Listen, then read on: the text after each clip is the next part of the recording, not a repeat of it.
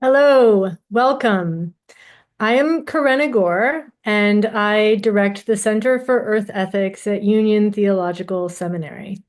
I want to welcome all of you here to the very exciting launch event for our new report, Freedom to Be, Dialogues on Freedom of Religion or Belief for Indigenous Peoples. This panel is a side event to the UN Permanent Forum on Indigenous Issues, which is now in its second and final week. And we send our respectful regards to all those who are gathered there for those very important meetings. So, to provide some context, on October 26, 2022, the Center for Earth Ethics convened an event in person at our home in Union Theological Seminary in New York City about another report, an extraordinary official United Nations report. The then UN Special Rapporteur for Freedom of Religion or Belief, Ahmed Shaheed, who we're delighted has joined us here today, and his extraordinary team marshaled their expertise, talent, and resources toward an inquiry into how that particular concept and mandate, freedom of religion or belief, applies to the world's indigenous peoples. The result is a powerful piece of work that conveys profound insights about the social constructs of religion and belief themselves, as well as the witness and insights of indigenous communities who have endured genocide, oppression, discrimination, and disrespect of their ways of life. It makes clear that within these indigenous spiritualities and lifeways are the means through which these communities are guardians of the natural world and the health of the planet that we all share. One reason why we at Center for Earth Ethics were so honored to provide a platform for this ongoing conversation is that the themes within this report are essential to our founding purpose. The cornerstone of the Center for Earth Ethics was laid in September 2014 when Indigenous communities brought messages to Religions for the Earth, a conference at Union Theological Seminary. The conference's goal was to reframe climate change as a moral issue and galvanize faith-based action to confront it. What we learned there from Indigenous peoples was to look deeper into the root causes of climate change and to fearlessly follow the truth. So Center for Earth Ethics was founded in the wake of that conference. We explore the moral and spiritual dimensions of the ecological crisis, and we are committed to honor, learn from, and support Indigenous peoples. This Freedom to Be dialogue series was born out of that convening in 2022 about the Special Rapporteur's report. It built on that landmark official report on the status of the freedom of religion or belief for Indigenous peoples, and it has amplified Indigenous voices from more than 15 different communities across the world. It's also created space for us to hone our own thinking and commitments around these issues. And I'll say more about that a little bit later. And it's been wonderful, incidentally, to assign that report to seminarians who are at Union Seminary in class, and many of whom have incorporated it into their final papers and continue now to make it part of their ministry and teachings out in the world. I would like to give special acknowledgement to Roberto Mucaro Barrero, who moderated the 3 virtual sessions of the Freedom to Be series and will moderate the panel today. Mucaro is a longtime advocate for the rights of Indigenous peoples, a chief of the Ghanea Taino tribe, president of the United Confederation of Taino People, and a strategic advisor to the Center for Earth Ethics. I would also like to thank each of our speakers in the Freedom to Be dialogue series, as well as today, including Nazila Ghanea, the current UN Special Rapporteur on Freedom of Religion or Belief, who has spoken very eloquently and powerfully about these issues. Ahmed Shaheed, as mentioned before, former UN Special Rapporteur and author of the original UN report. Albert Barume, Special Rapporteur on the Rights of Indigenous Peoples. And Carson, Kiburo, Executive Director at Jamii Asilia Center in Kenya. Thank you also to all the co-sponsors of the Freedom to Be dialogues whose support made the program series a great success, including the American Indian Law Alliance, Union Theological Seminary, United Nations Special Procedures, NGO Committee on the Rights of Indigenous Peoples, Inclusive Conservation Academy, Project Access, Indigenous Partnership, United Confederation of Taino People, Tribal Link Foundation, and Climate Heritage.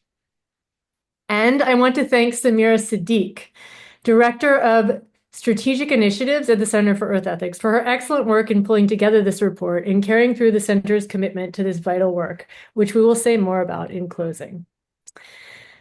Finally, I want to say that as we close this dialogue process, we recognize that it is also a beginning. This work is now in a new phase in which the epic legacies of colonization and empire are coming to the fore with reactionary force and with modern scale. We're in a time when values are being examined and discerned in their most raw form. And it is sometimes feels as if it's not clear whether human beings will come to an understanding about our place in relation to the rest of the natural world, one that will ensure our long-term survival. It is clear that the stakes are high, and there is now more than ever a need for what many Indigenous peoples call the original instructions. This is not least because these ways have the power to break through political polarization and to help us remember how to be in harmony with the life support system of this planet that we share. And that is truly the only way that we will really be free. So thank you so much for joining us for this dialogue, and I turn it over to you, Samira. Thank you, Karina. I'll just give a very brief summary of the report we just launched that Karina introduced, and then turn it over to Roberto Barrero to moderate this great discussion with the participants that Karina mentioned.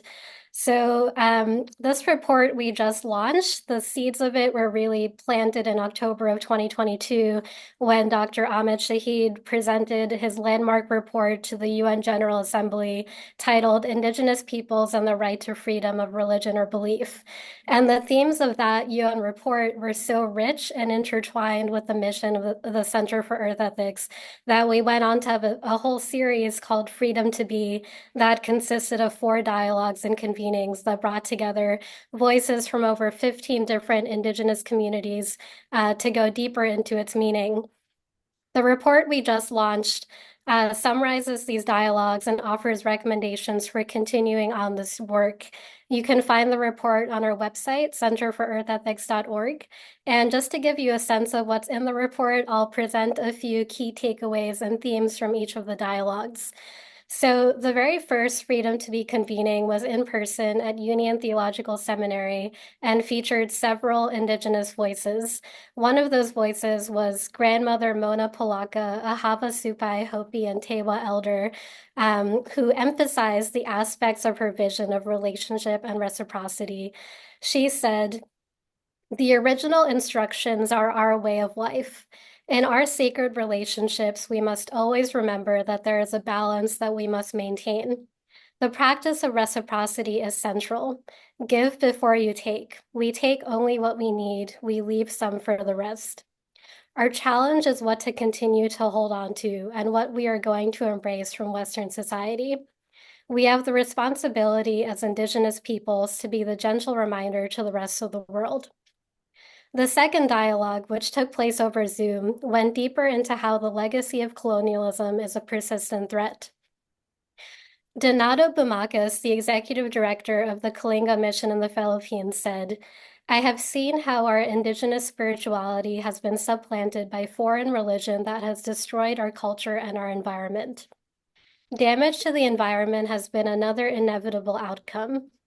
Foreign religions distanced our religion from the environment," said Bumakis. "Loss of our culture led to catastrophic deforestation." The third dialogue went a bit deeper into Indigenous cultural perspectives. Unlike many Western religions, Indigenous spiritualities are deeply interwoven with cultural traditions and the land itself, rather than being distinct or discrete cultural spheres. Indigenous spirituality is so much embedded that we might not even ourselves recognize it as being a manifestation of our spirituality, said Asa Larsson Blind of the Sami peoples in Sweden. "It's how we see the world and how we approach our surroundings." Finally, the fourth dialogue explored the destructive impact of mainstream development on Indigenous lands and spiritual practices. We don't recognize this so-called development as sustainable or development, said Tylee Terena of the Terena Nation of the Brazilian wetlands. It is actually invading your lands, poisoning our waters, poisoning the air that we breathe, and this is a barrier for us to practice our spirituality. Outside developers, often hiding under a banner of sustainability, don't pay attention to the people living there, to the animals, to the plants, to the whole ecosystem, said Yolanda Turan of the Quechua Nation of Ecuador. Now, as always, we say, everything is interconnected, is interrelated. So if you destroy something, even a small thing, you are going to destroy the harmony, the balance.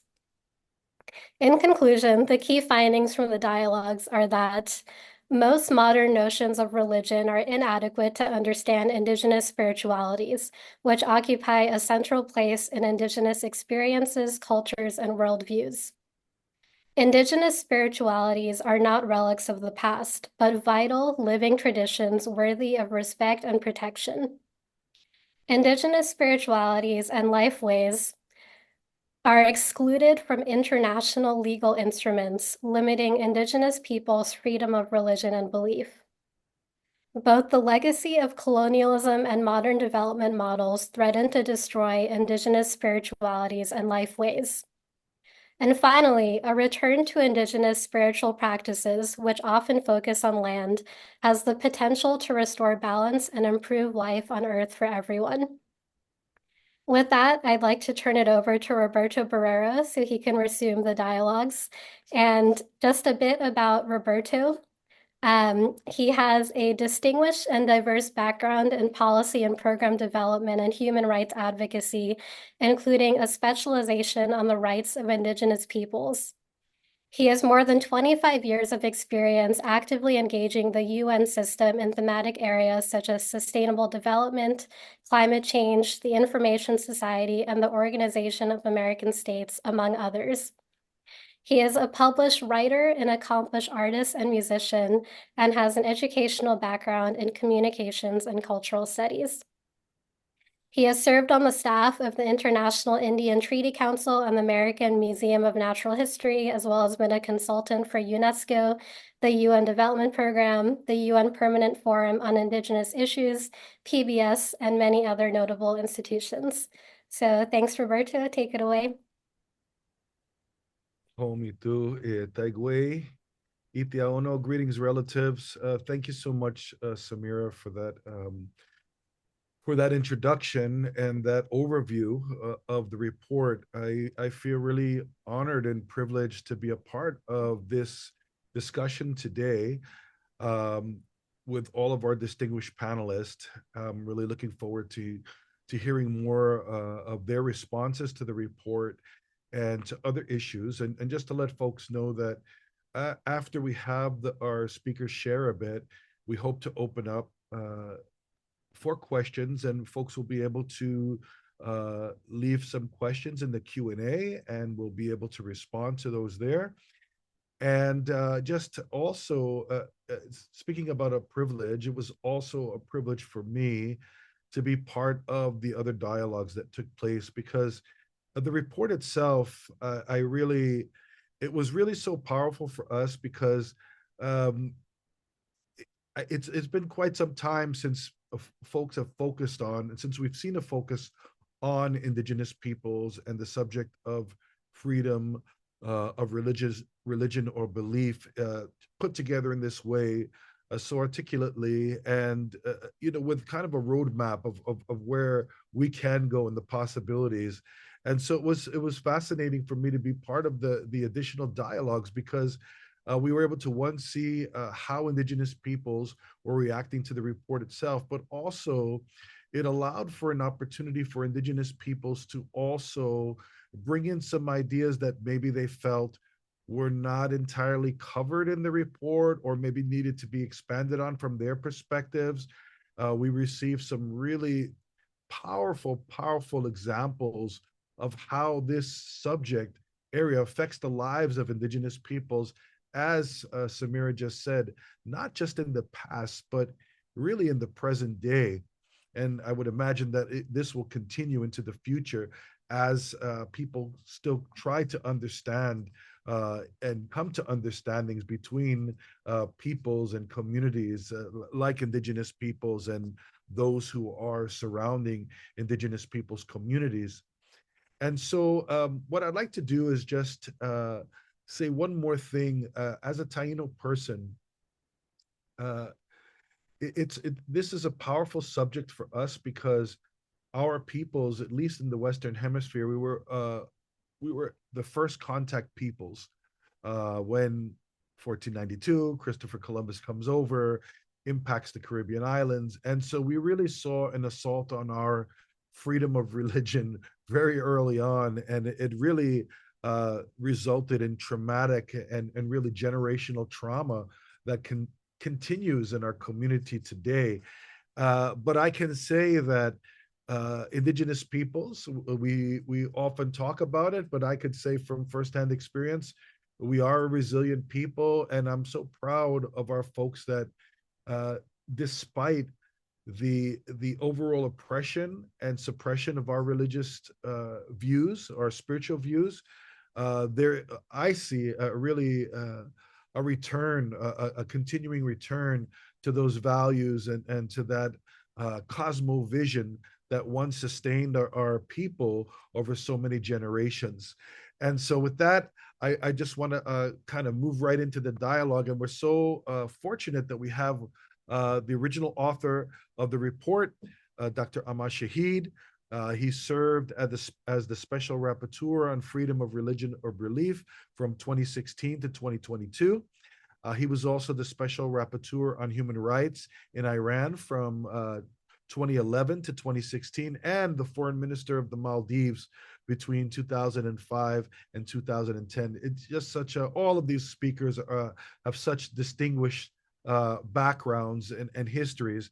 We can probably fill the whole session just talking about their accomplishments, but I would really want to hear one, Dr. Shaheed, if you don't mind, your reaction to this summary of the report and how you feel when you see what the work that you have done, how it's impacted an institution like Center for Earth Ethics to take this on. Thank you very much, Roberto. Good afternoon, good morning, good evening, everybody who's joining us online. First of all, I'm very happy and honored to be on part of this discussion today, and also very humbled by the attention that Center for Ethics has paid to the report, and also for the engagement it got from various stakeholder communities, especially the Indigenous peoples about whom the report was on. So my main takeaway is a sense of humbleness, because I was quite, if you like, how shall I say, honored by the attention the report received. But I learned a lot more from the interactions that I had with various speakers and various stakeholders after the report was published. So I'm very thrilled that's been taken up. I'm seeing the response to be very, very constructive. I've learned a lot more from the reactions than I had when I wrote the report. And I take the very, very clear 5 recommendations to be very, very important ones. Of course, there have been, if you like, more awareness of the issues that are raised in the report in various quarters since the report was published, and also because of the work done by the Earth Ethics Center. But more to the point is the clarity that these dialogues have brought to the work to be done in terms of what can be done, what needs to be done, and saying that very, very emphatically. And I can't emphasize enough the importance of those recommendations, all 5 recommendations in moving forward. Although I no longer hold a UN portfolio, in my work at Essex and elsewhere, I'm quite committed to promoting the asks in these dialogues, as well as the elements in the report. My main aim, going back now a few years, was to make sure that the work of the mandate that I was at the time holding paid sufficient attention to the situation of Indigenous peoples for 2 reasons. First of all, of course, there is, as you heard, as you've seen in the dialogues, lack of recognition of the harms done to the communities through, if you like, abuse of religious freedom through centuries, and total disregard for the rights of indigenous people. That's one element. Other, of course, is the important notion that we are not simply asking for the recognition of these harms done and for compensation for these, but also to recognize the important benefits all of us, everyone on the planet, can gain from ensuring the rights of these communities are protected. We are talking about extinction, we're talking about climate change, we're talking about environmental catastrophe. But the answer to these and many of the issues of the present day actually lie in going back to the original principles, as you heard, in ensuring that we respect the lifeways, we respect the understandings, the knowledge, the contributions to be made by indigenous people. So in that overall context, I'm very, very pleased, very encouraged, and very fired up, if you like, by the conclusions that are in the dialogue series that you have just explained. Thank you. Thank you so much, Dr. Shaheed, for that. And it's really such an honor to have you here and to hear these comments. I think that one thing I probably neglected to mention or to explain to folks when we talk about special rapporteurs, for folks who are just tuning into the subject, maybe many people are not familiar with the terminology, but for those who are not familiar with the terminology, special rapporteurs are what's known as UN mandate holders, and specifically within the special procedures of the Human Rights Council. And they're independent human rights experts who are appointed to report on and advise on human rights issues, either thematically or for specific countries or territories. And they're not employees of the UN, although they work within the system, but they're rather experts who incredibly volunteer their time. And so we're really very fortunate that these special mandates exist. And what I find really important about this is that while we have Dr. Albert Barume, who's going to speak shortly here with us, who is the Special Rapporteur on the Rights of Indigenous Peoples, this report also shows that Indigenous peoples can also access other mandates beyond the Special Rapporteur on the Rights of Indigenous Peoples, which is, I think, an important point. And often we see many times when there are issues that overlap, sometimes we see special rapporteurs even write or make statements together. So this is something that I think is important within the context of the Permanent Forum on Indigenous Issues that's happening now. Maybe some of even our own attendees to the forum might not know this or be aware. But with that, I want to just also welcome Dr. Nazila Ghanea, who is the Special Rapporteur on freedom of religion or belief. And she has been since August of 2022. She has a deep academic background. She's been teaching in China at the University of London, and she's currently at the University of Oxford. And Ms. Ghanea's work is centered around human rights and freedom of religion or belief. And she also is the co-author of a 700-page publication addressing freedom of religion or belief with a focus on the UN record. So with that, Dr. Ghanea, please welcome. And I really would love to hear your reaction as the current mandate holder on freedom of religion or belief. Well, thank you. And thanks particularly to Professor Shaheed for taking this initiative and producing the first standalone thematic report on freedom of religion or belief in Indigenous peoples. It had come up time and again in country reports or as part of other thematic reports, but really it deserved specific attention, and Ahmed Shaheed took it to a different level when he produced that report.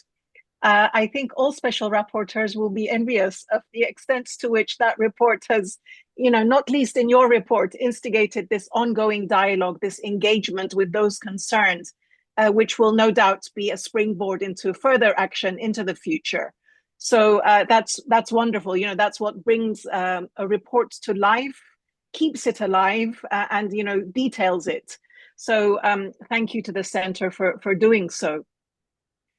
In that report, Professor Shaheed highlighted how our very survival may depend in some form on freedom of religion or belief in Indigenous peoples. And I want to take the same approach to say that there are other ways in which giving attention to Indigenous peoples and freedom of religion or belief can transform our understanding of freedom of religion or belief and human rights. So first and foremost, of course, this deserves urgent attention in and of itself, but it's also an opportunity to challenge us regarding our very understanding of freedom of religion or belief. Your report talks about the particularity of spirituality as the preferred term that most Indigenous peoples would use. And I think that freedom of religion or belief as a whole can benefit from this as well. The idea that freedom of religion or belief at its core relates to beliefs that can be held very consistently and dearly, according to which people want to live and breathe and prosper, is one that we should seek to understand more deeply in freedom of religion or belief, not to flatten freedom of religion or belief to our own approach to the question. And we see in the Convention on the Rights of the Child 4 mentions of spiritual well-being and spiritual development. So it does feature there. It's very faint, but it does feature in core human rights treaties in some shape or form as well.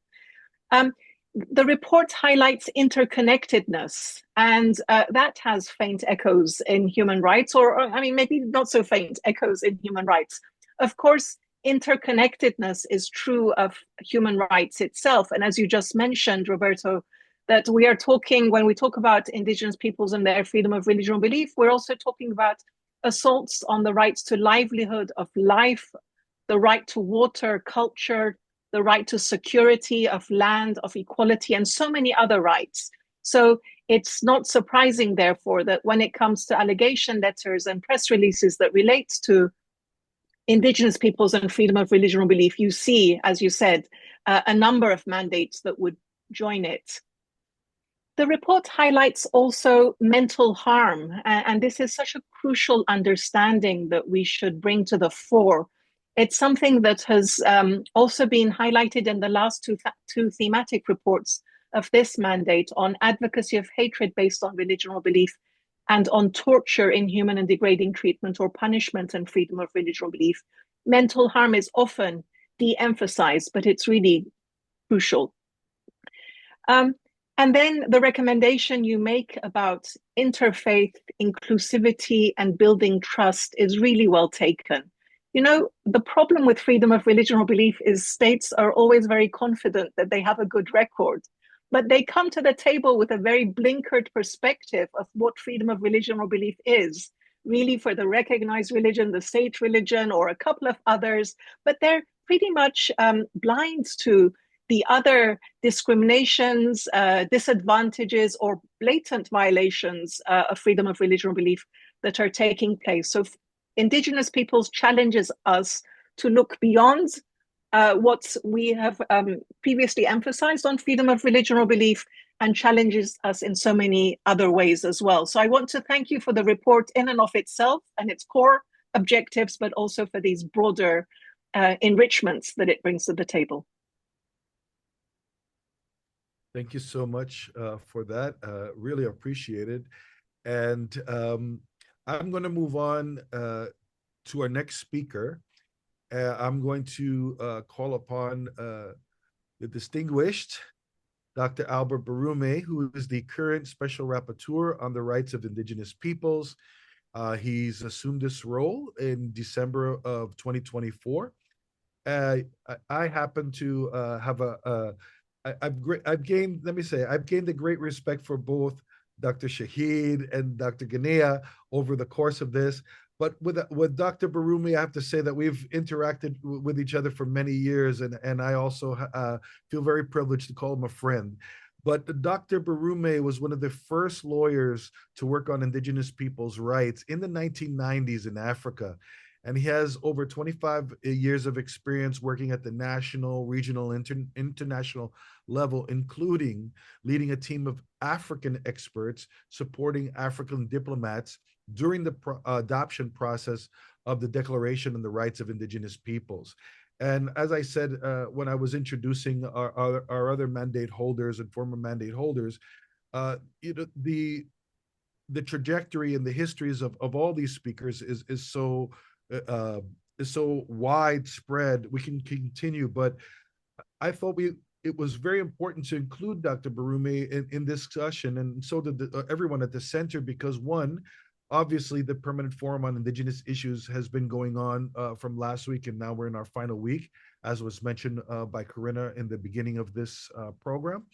And Dr. Barume has been engaging with Indigenous peoples throughout this time. And even yesterday, he was speaking before a session in the plenary and listening to the concerns of many Indigenous peoples from around the world, those who were able to continue to stay on. So Dr. Barume, two things. One is, first of all, thank you very much for being here. And I have to say, I know that you're flying out today, like right after this. So if you do have to leave early or anything like that, just please let us know and we'll understand. But we really appreciate you taking the time from your schedule to be with us. One, Dr. Barume, I'm not sure if you had the opportunity to peruse this report that came out and maybe some initial reactions. But two, the other thing that I would ask is that in your interactions in the last 2 weeks, how do you feel this subject, freedom of religion or belief, has surfaced during your dialogues with Indigenous peoples at the forum? So with that, over to you. Thank you, Roberto, for being so generous with me about your kind words, and you're absolutely a friend. It has been a pleasure knowing you, and you're one of those we have great regard toward. No, thank you, really. And I'm actually joining this meeting from somebody's office who was kind enough to lend me a space to join the Zoom because I couldn't possibly leave the event I was on and go to my own office.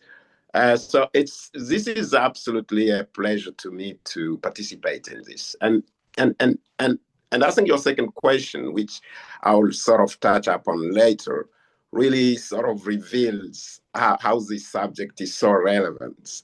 And I had a chance to not really to read, because I think that report deserves more justice as I'm just perusing it. And let me really starting by congratulating Prof. Shaheed for this pioneering work. I see it as one of those that set lights and give a strong signals of as we move into the implementation of the declaration.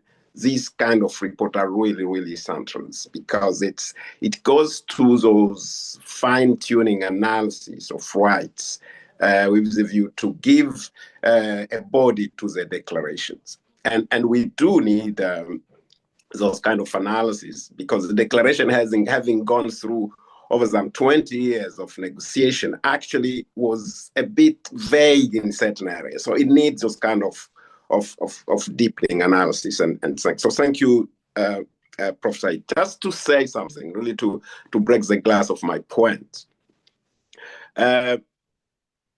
Indigenous spirituality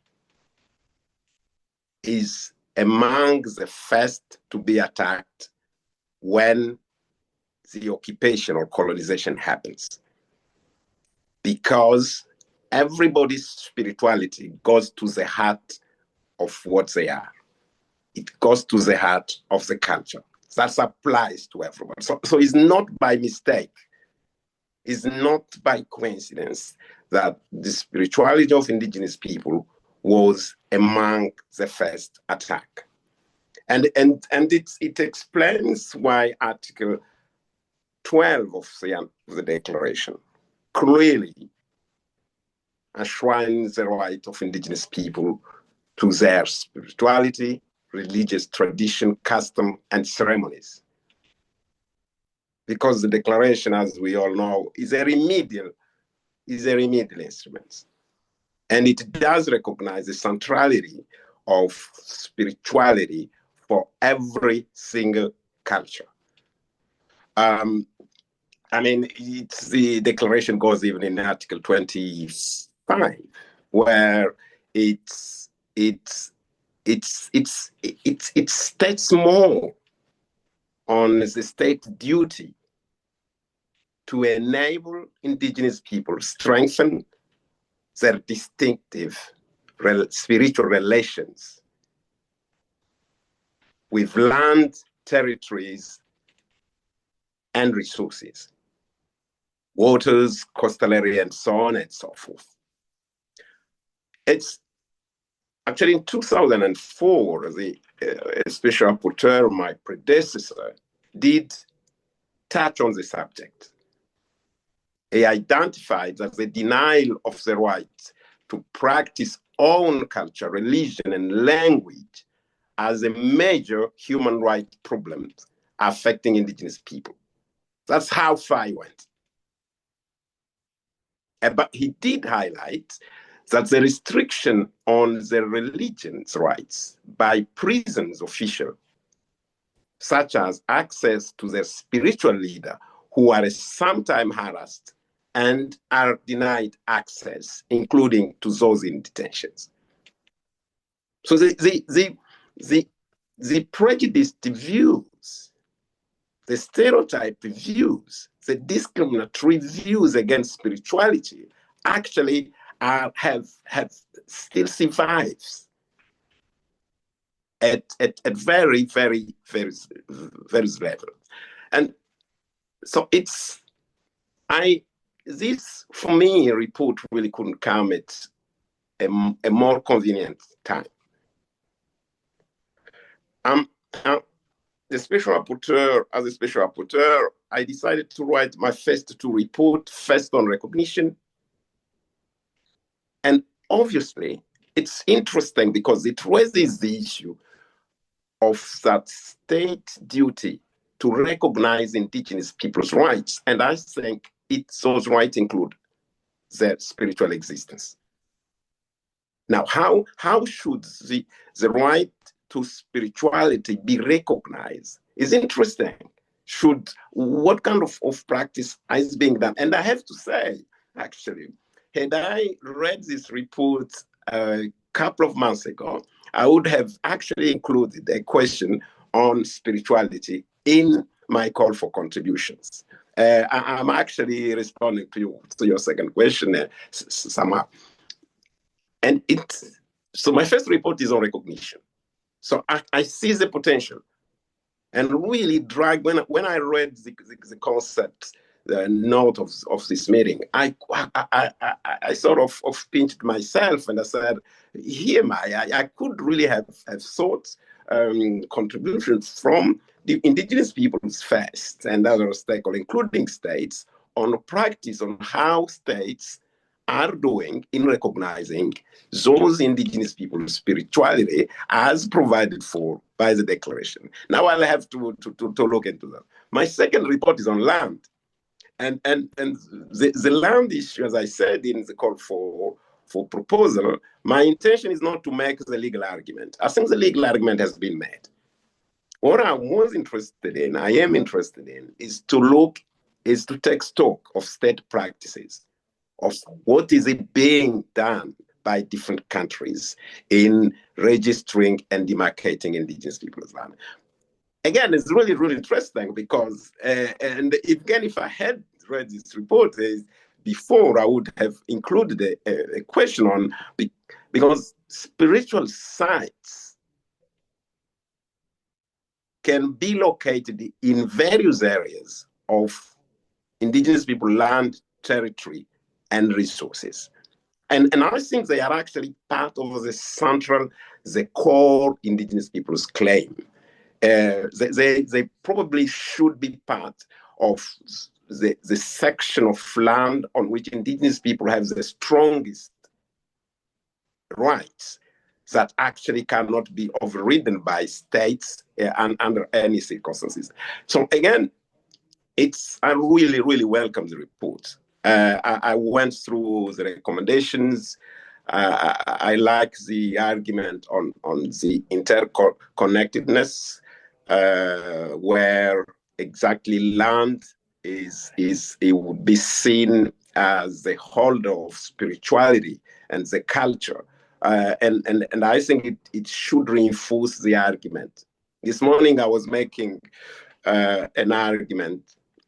I was invited to a side event or in preparation for COP32, and I was asked to make a 1 minute comment. And my comment was, we look forward to COP30 anchoring strongly indigenous people land rights in the strongest possible human rights that they have, which is the right to self-determination. Because land, territory, and resources are the incarnation through which that right to self-determination can actually, and if it's opened, the content of that right includes certainly the spiritual element to it. So I really look forward to reading Soli's report. I look forward to using it as an inspiration for my two coming thematic reports. And what can I say? Really, congratulations again to Prof. Shaheed. Congratulations to the organizers for having supported this valuable report. And I really look forward to engaging on this further. I thank you, Roberto. Thank you so much, Dr. Barume, for that analysis and that sharing. And I want to go right to our next speaker, who is last but certainly not least, Carson Kiburo. Again, I've come to know and Carson for many years now, and just continuing to be impressed by his work, especially uplifting the community and bringing out the voice of elders in the community and capturing some of the things that we're talking about here in a real-time basis for the next generation. So Carson is a youth leader. He's a community organizer in the Endorios of the Endorios from Kenya. He's the executive director of the Jamii Asilia Center and the former co-chair of the Global Indigenous Youth Caucus. He's worked on Indigenous peoples' rights, youth empowerment, and global governance, has informed his interests, combining in cultural heritage and traditional knowledge with scalable, sustainable development. And he's also going to law school. So as if he doesn't have enough to do. All right, Carson, I think some folks, if they've tuned into the earlier sessions, they would have recognized you as a previous panelist who was commenting on the original report. And so just a question for you, similar to the other speakers, is one, taking a look, if you've had the opportunity to look over the report of the Center for Earth Ethics, you being involved in some of those dialogues, how do you feel about this presentation of the dialogues that responded to that original report as a panelist? And do you think that this new report captures some of that energy that we saw during the dialogues? And any other comments that you feel that you would like to put in based on what you've heard so far? The floor is yours, Carson. Thank you so much, Roberto. So for people who are here, Roberto is my mentor in the International Indigenous Peoples Movement. And so I speak trembling, not with fear, but with like a young boy, but with their dad, you know. So I want to start by saying that I thank the panelists and uh, Professor Shaheed and Dr. Albert Barume for the comments that they've made. Having spoken, even the comments they've made, I've been cross-checking, striking out what I wanted to say so that I don't repeat, because it seems that we're all in sync and saying the comments together about the report and the spirituality of Indigenous peoples. Well, for Dr. Barume, he mentioned Article 12 already of UNDRIP, and I think Article 25 and 11 are very key in the freedom of worship for Indigenous peoples regarding spiritual relationship with our land, waters, and territories, but most importantly, protection of our religions. And so I will go straight to my comments about the report, which I must thank Center for Ethics for a great report and um, a special rapporteur as well. So I welcome the important insights highlighted by the Freedom to Be dialogues. I see that, and I am deeply moved by the call to reframe how we approach Indigenous freedom of religion or belief. Indigenous spirituality is not a compartmentalized religious act. It is an ongoing relational way of living, connecting to land, water, community, our ancestors, and future generations. And that is reflected from what you've heard from Roberto about what I do at the community level. We get to connect with these stories. My inspiration always has been, for example, me as a living, with my name, Kiburo, I'm a living uh, testimony of the past of our community, my ancestors. For example, my ancestor who has my name. I mean, I was named after my ancestor. Um, and there's a deep spirituality sacred to that name about 350 years ago, related to Lake Bogoria, our area and the land of the Norais. And so it talks all about the future generations as well. So I see that in this report. Uh, Protecting indigenous spiritual traditions, therefore, requires protecting the ecosystems, languages and sacred sites that sustains um, those spiritual traditions. What resonated with me strongly in the report's emphasis that the colonial frameworks of categorizing, commodifying and regulating indigenous practices continue to undermine true freedom. And as the dialogues reveal in the report, and clearly even Dr. Barume said this, is that it requires more time to go. It's 25-page report, but it's deep. The knowledge, I mean, the knowledge that we get inside the report reveals mainstream legal instruments still fall short. They often fail to understand indigenous spiritualities outside the mainstream constructs of religion. For instance, we and I don't know if I mentioned this during the original report that what happened to my people 50 years ago, happened to the Maasai in Ngorongoro 2 years ago for the Loliondo evictions, for the chase of the dollar and the Western constructs of religion. Like, we need to save the Maasai from that religion. So we need reforms that recognize cultural sovereignty, the return of sacred lands and objects, and protection of indigenous knowledge systems.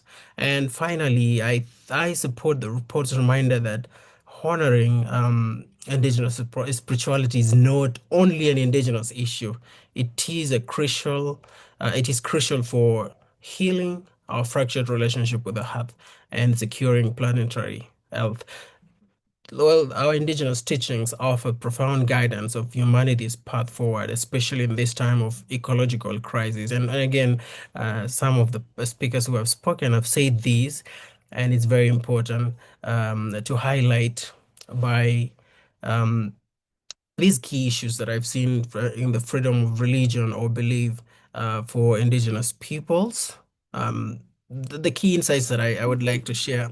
I had planned to speak for 5 minutes, but I will just add 2 more minutes, if you allow. Spirituality is life. Indigenous spiritualities are living systems connecting land, water, ancestors, community, and future generations. And I'll tell you this because I saw a story about the Yaqui peoples and a spiritual being that was repatriated back to their people. So freedom requires also land and culture. It's a true freedom of belief demands protection of sacred lands, cultural practices and languages, and ceremonial spaces.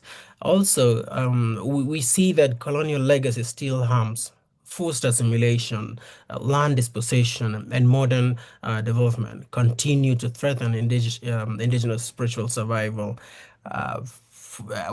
How I see is that we need to build a trust, protect sacred sites, repatriate sacred objects, and integrate indigenous voices into policy and decision making. I would like to end by sharing with you something that I read from the uh, the Freedom to Be report, on hope and responsibility. Indigenous spiritualities are not relics of the past. They hold the key to ensuring the continued survival of humanity and the species with which we share the planet. With that, I thank you, Center for Health Ethics, Roberto, my mentor, and everyone here. Dr. Barume, also, I look up to his writings as well, as he has informed so many of things I do at law school. I thank you so much, everyone who's listening. And my sincere apologies that I joined very late. No worries. Thank you so much, Carson. I think your voice is invaluable here as a participant, as a young Indigenous man working intersectionally on these issues. You make us very proud. I just want to take a moment to say two things. One, as indicated early on, Dr. Barume was going to be flying out directly from the UN to another meeting, so he had to leave a bit early. So unfortunately, if you had a comment or particular question for him, you can still reach him through his mandate. You look for the special rapporteurs on the rights of Indigenous Peoples page, and you can contact the mandate through that page. But also, if folks do have some questions, we can certainly either put them in the Q&A, or there might even be an opportunity for you to raise your hand and we can call on you. But before we do that, I just want to give the opportunity to Dr. Ghanea to also maybe respond just even very briefly on there was a recurring theme that I saw with it as we were putting together the report and through the dialogues, was that one, the report was highly welcomed and everybody thought that there was so much value in the discussion once, but a number of the participants said, where do we go from here? And I know the report itself provides various recommendations, but as the current mandate holder, how do you see this particular discussion moving forward beyond the report? Thank you very much. It is a work in progress. I'm sure there's much more that can be done and should be done. But one thing is to integrate it into the work of the mandate. So in the country visit to Sweden, for example, a good amount of our engagements was with Indigenous peoples, and that was reflected in the report. It was reflected in our engagements with the state authorities and in their responses, and in thematic reports. So the recommendations need to continuously be brought up and integrated with the subject matter of the future thematic reports. Another is cooperation with Dr. Barume's predecessor. We had a number of joint communications, and I'm sure that will continue into the future as well. I was hoping to visit a couple of other countries where the Indigenous issue would be more pronounced. I'm still waiting on the invitation to visit the countries. But, you know, the country work, the thematic work, we had a cooperation. The German government was producing, in its annual report, was dedicating a large section of that report to Indigenous peoples and freedom of religion or belief. So it's something that has come up in a number of engagements with networks of states focused on freedom of religion or belief, and also particularly towards that report. So the preparation for that report, engagements, and also its launch. So these are a few examples, but I'm sure there's a long way to go. I was reminded in going through your recommendations just how integrated it has to be with other special procedures and treaty bodies in the follow-up, and of course the forum, right? And I think we still have a way to go in ensuring that happens. So yes, it's routine to have joint communications on this matter, with special rapporteur on minority issues, on cultural rights, on, of course, on Indigenous peoples and others. But with the forum, for example, we haven't had an engagement, and I don't know how we can leverage each of the mechanisms to maximize that more heading to the future. Thank you very much. Dr. Shaheed, any other ideas about where we can bring this issue out? And advice. Yes, and advice. Of course, we could always use advice. Like I said, I was quite fired up by the report you presented, and I thought there'd be some opportunity that could be explored to present this work to other communities. So in fact, if there was recommendations about thinking about other stakeholders. So I think these are forums that we don't typically speak about in regard to Indigenous people's rights. So one thing that comes to mind immediately is the mega global UN convenings. One coming up this year for the Social Development Summit. It's about leaving no one behind, about inclusion, and that's where I think the world has failed Indigenous peoples in inclusion. And it's a good conversation point to see how the different ways in which we we have failed as one, but also how we can contribute to rectifying that in whatever we can. And certainly, I think all the recommendations that you have there will find some space in those conversations.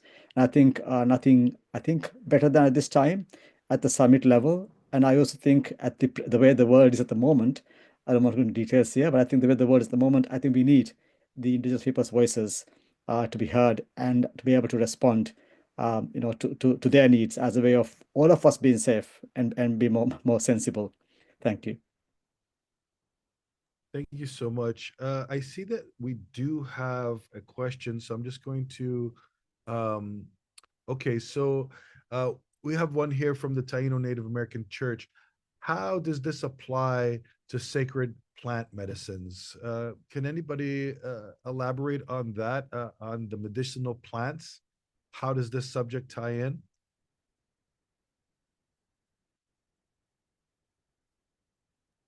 Professor Ghanea was the best to go here. It's within her mandate, I presume. Certainly. You highlight it in your report. Would you be happy to remind us of that? Yes. Yeah. Yes. Well, I think there are a number of ways that becomes relevant. First of all, an important dimension of Indigenous people's life-way spirituality that needs to be brought into the space of global protection for freedom of religion belief is the ways of being, the sacredness that's part of it, are the different ways in which land and the earth itself becomes part of that. So, sacred plants, whether it is medicinal or for other purposes, are part of that. And then, of course, whatever is seen as relevant for one's sustenance, what is seen as relevant for one's spirituality, that has to have protection, within certain parameters. So I think that's very relevant to this subject. But also there is the issue of if you look at the some of the other rights, if you look at the Covenant on Economic and Social Cultural Rights in regard to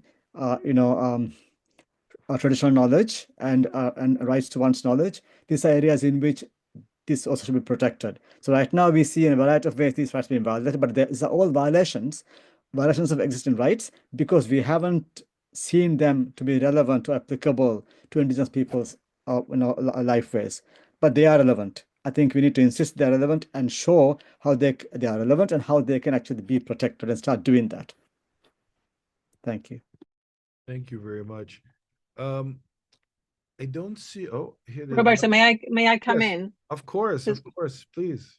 To say that I see this as an opportunity and a reminder that there has been occasion, for example, of an exchange with the African Court on Human Rights, and of course the main focus in that exchange just over a year ago was to discuss freedom of religion or belief more broadly, but actually it focused on land and Indigenous peoples. That was what was pertinent at the time, what was on their minds, and it's interesting that the first step that the African Court takes in engaging the question of freedom of religion or belief actually relates to Indigenous peoples and land. So that's welcome. There's also been occasion to engage with the Inter-American Commission on Human Rights. But I take Professor Shaheed's point that when there's opportunity to engage the Committee on Economic, Social, Cultural Rights and the Special Rapporteur on the Right to Health, that needs to come in a much more pronounced way in that conversation. And I haven't been very mindful of that. But, we have manifestation of freedom of religion or belief that can only be limited in particular circumstances. and in considering the circumstances in which it can be limited. Yes, public health is one of them, but it needs to be very carefully and fairly and without discrimination adjudicated in that way rather than a blanket refusal. So absolutely. Thank you. Thank you both for that. Just thinking about some of the other mandate holders, like the special rapporteur on the right to healthy environment, for example, and climate change. I can see where we can also raise the visibility of this report. And it's so important, as you heard from Dr. Barume, had he seen the report, I mean, I know you all are inundated by so much reading and reports, but he mentioned here, if he would have seen the report a little bit earlier, about a month, it would have changed the way he would have put together his call for input for his upcoming report. So I think that now this is in his mind. So that's really powerful. Even just this little interaction, what can happen and how we can again see this report moving farther.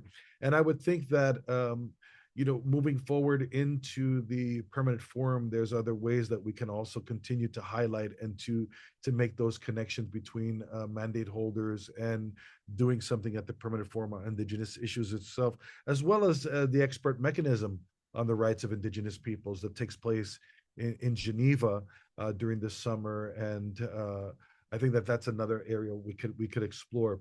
There is another question.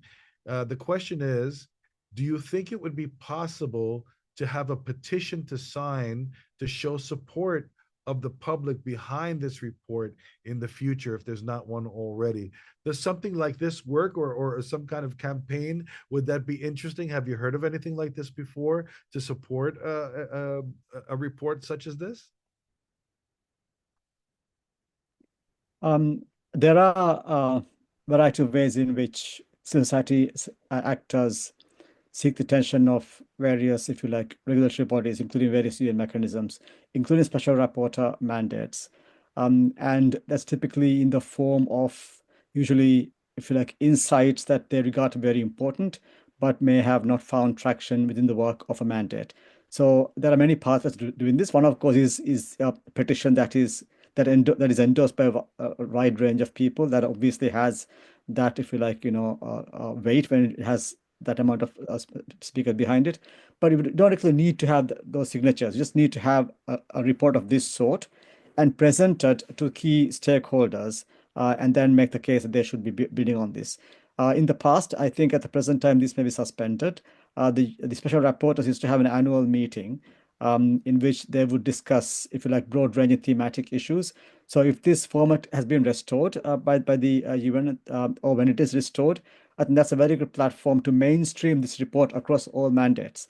If I recall correctly, when AI concerns were coming into human rights now about 6-7 years ago, this was done through an annual meeting discussion on this subject. Very soon, rapporteurs began to pick on this. So I think this report you have done, the Freedom to be dialogues and these recommendations, can be presented in that context to that broader audience.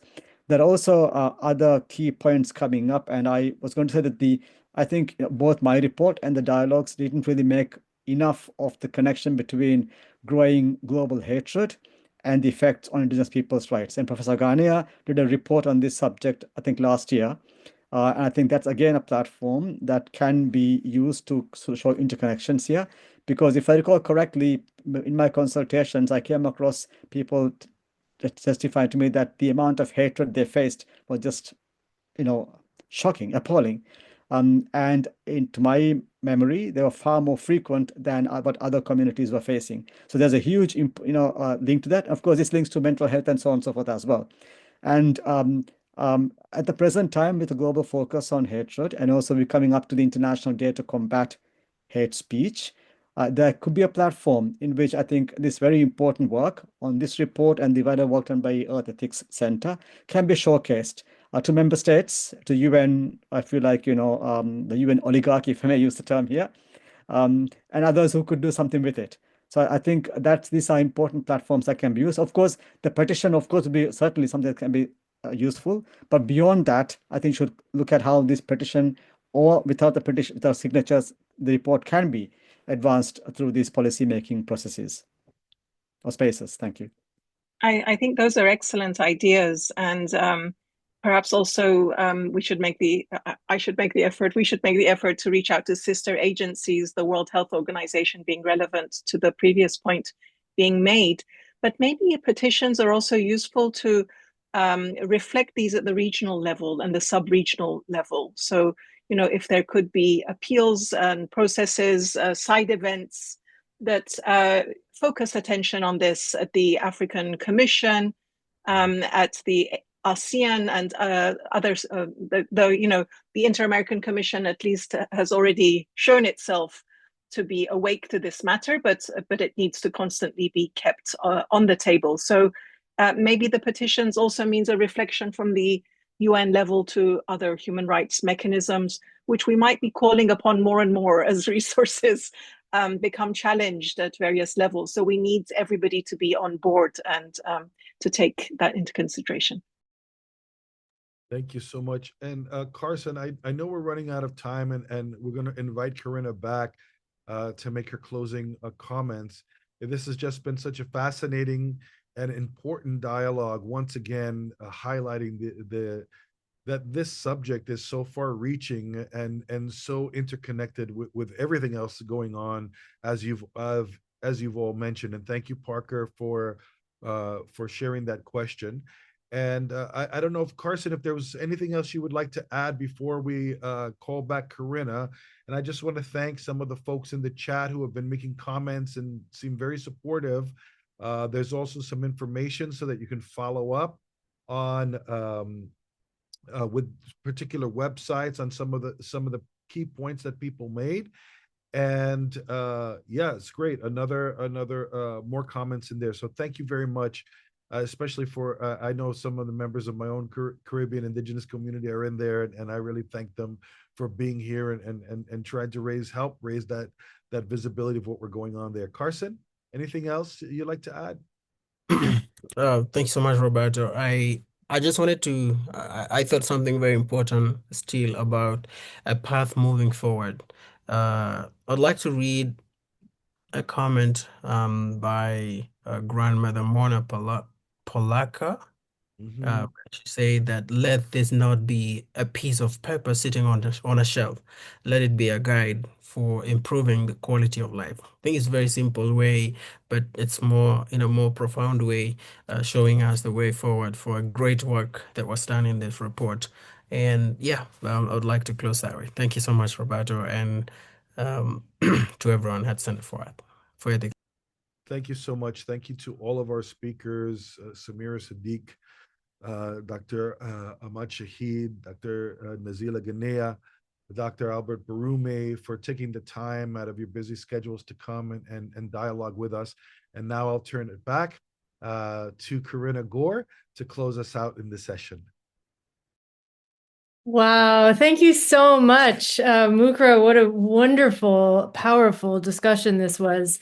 Thank you, Carson, for closing us out with those words from grandmother Mona Polaka, who I actually just saw yesterday, who sends her respectful regards to everyone here, and whose image is actually on the cover of the report, the Freedom to Be report, with Supai Falls. And so that's a perfect way to close. Thank you so much.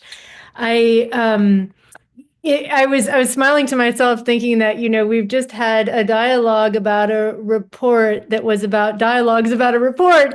And yet we all know that it's much, much more than that. We are deepening understandings. We are discerning commitments. We are keeping a conversation alive that really is about distilling that form of human intelligence that we are most in need of now as a species, sharing this planet together. I want to quickly note just some of the highlights for me. It was wonderful to have Ahmed Shaheed talk about how this is not only to sort of show the recognition of the harms that have been done to Indigenous peoples' freedom of religion or belief, but also to recognize the huge benefits and gifts that come to the whole world from their practices.